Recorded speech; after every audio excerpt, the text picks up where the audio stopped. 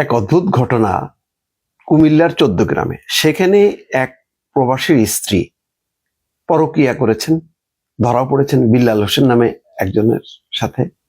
সেই বিল্লাল হোসেন বিবাহিত, তার ঘরেও সন্তান আছে, প্রবাসীর স্ত্রী, তার ঘরেও সন্তান আছে।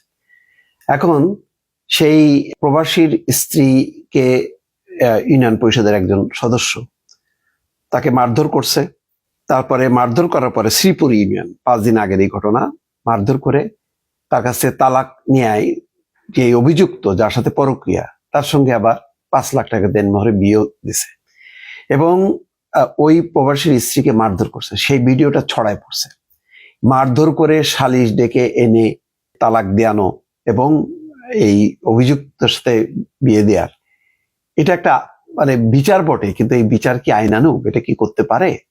এই নিয়ে এখন থানা পুলিশ তৎপর হয়েছে এবং তারা এখন অভিযুক্ত সেই বিল্লাল হোসেন ইউনিয়ন পরিষদের সদস্য, তাকে এখন খুঁজতেছে যে কিভাবে এই লোক ওই অভিযুক্ত সঙ্গে বিয়ে দিল। দর্শক।